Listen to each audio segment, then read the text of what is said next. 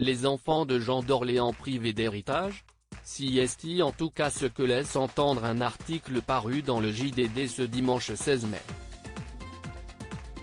Si les finances de l'héritier présomptif du trône de France sont encore au beau fixe, ce dernier, sans emploi depuis 2006, vivrait désormais sur son capital et ne devrait donc pas être en mesure de laisser un héritage digne de ce nom à ses 5 enfants, comme l'a fait savoir l'historien Éric Mention-Rigaud. Désormais Jean d'Orléans vit sur son capital et il ne laissera rien à ses enfants, a-t-il indiqué à nos confrères.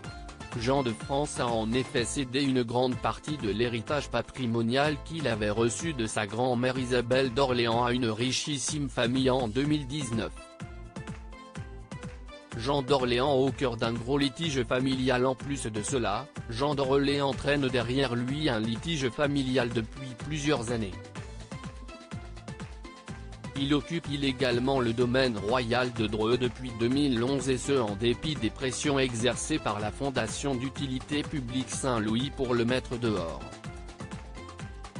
Cette dernière veille en effet à la conservation, la mise en valeur et l'entretien des biens historiques des Orléans. Le fait est que la propriété dans laquelle le prince Jean a élu domicile ne lui appartient pas. Si est toujours son regretté grand-père, Henri d'Orléans, qui en est le propriétaire.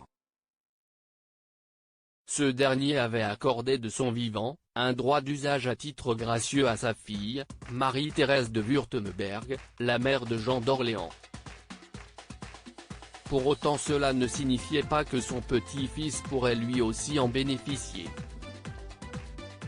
Et pourtant comme le relate le JDD, Jean d'Orléans n'a pas hésité à y poser ses cartons quand sa mère a déménagé et ce malgré les tentatives de son grand-père pour l'en dissuader. Je te demande fermement de retirer les objets ou meubles que tu as déjà déposés illégalement, lui avait ordonné Henri d'Orléans dans un courrier en 2011.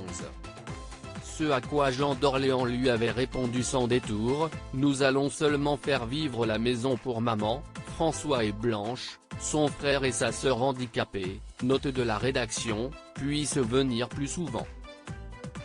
Le bonheur va faire le plus grand bien à Gaston, son fils, note de la rédaction. Une provocation qui s'accompagne d'un refus de signer un bail mais aussi de s'acquitter des loyers exigés par la fondation désormais en charge du bien, puisqu'il estime que celui-ci lui revient de droit. Il n'est pas un SDF squatteur et ce domaine est tout de même celui de ses ancêtres, avance son conseiller Thibault Leclerc, pour sa défense. D'autant plus que la résidence familiale serait dans un piteux état comme le souligne un de ses avocats qui affirme que son client vit dans des conditions d'habitation non conformes tant au niveau électrique qu'au regard des infiltrations du logement liées à une toiture défectueuse, jusqu'en 2019, et à l'isolation inexistante. Alors que le conflit se poursuit, et que les deux parties ne semblent pas prêtes à se plier, Jean d'Orléans a reçu le 1er août 2020, un règlement limitant l'usage de l'entrée principale du domaine et les vagabondages de son chien, de la part du président de la Fondation Saint-Louis. Voilà qui ne risque pas de mettre fin au litige de sitôt.